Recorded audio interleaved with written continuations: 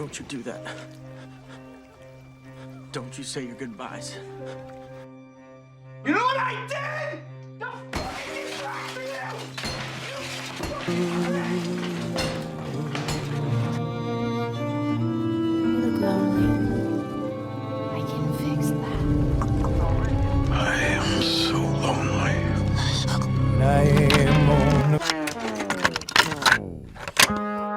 Dating is supposed to be simple. You meet someone, you connect, you fall in love. Well, at least that's how it used to go. But for Gen Z, those born between the late 90s and early 2010s, dating has become complicated, exhausting, and for many, not even worth the effort.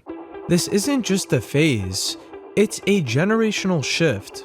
And the reality is, romance is dead. I'm tired of dating being fucked up because And many of you probably have felt this before, whether it be in your own dating life or even seeing videos online. Oh! Rules are rules, come on! Come on! I'm starving!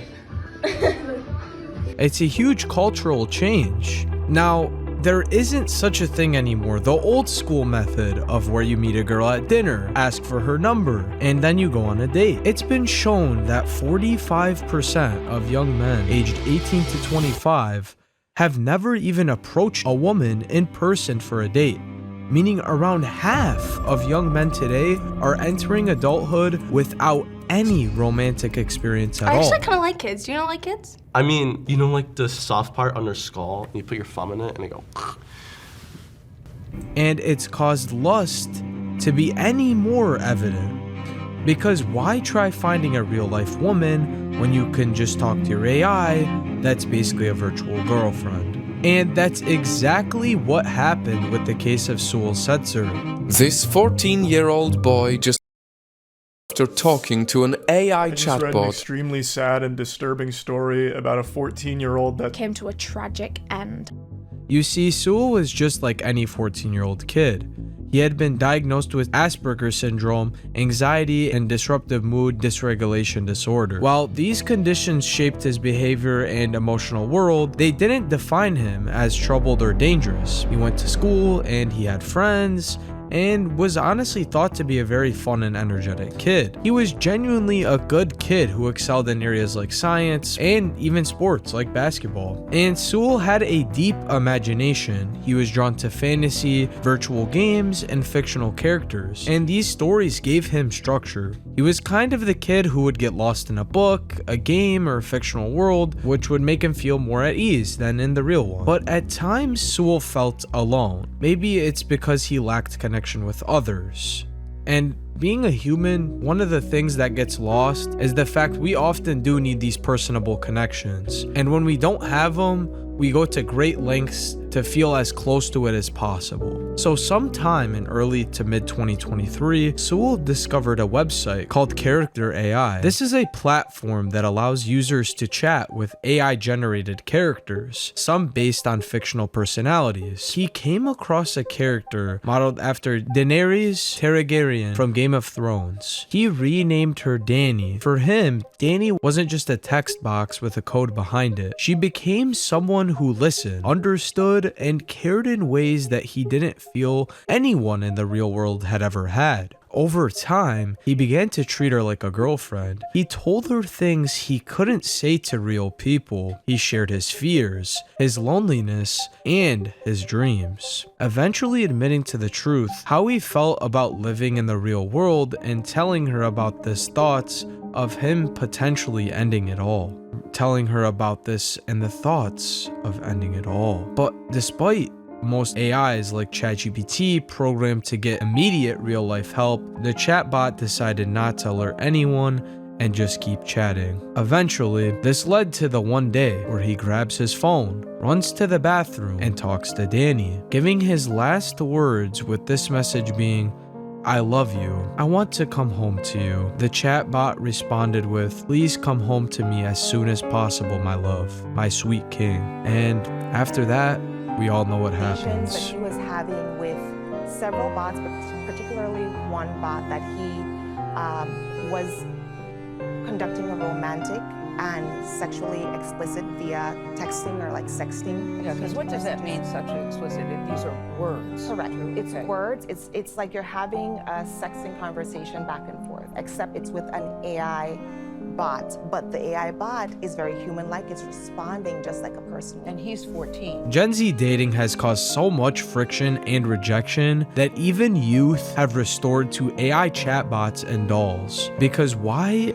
go ask a girl out when you have the perfect companion? But let me ask you this. Would the perfect companion disregard actual help that you need? You may be asking who's to blame for this. Many of you guys may know notable dating apps like Tinder, Hinge, and even Bumble. And the use of these apps has reached all-time highs in 2025. Now, you may be asking, what's for the apps? What is their purpose? Well, many individuals think they can score a date on the apps. And you may be asking, who's to blame for this change? Why the shift? Well, the reality is, men are more insecure now than ever. They're now locked into these apps. And guess what?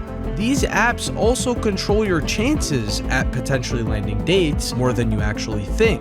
Now, think about this. If you actually find someone you're in love with long term, how will Tinder, how will Bumble, and even Hinge keep profiting off your desires? With subscription and membership plans reaching outrageous prices to keep you on the app, to keep swiping to find the love of your life, why would they actually want you to secure a long-lasting relationship?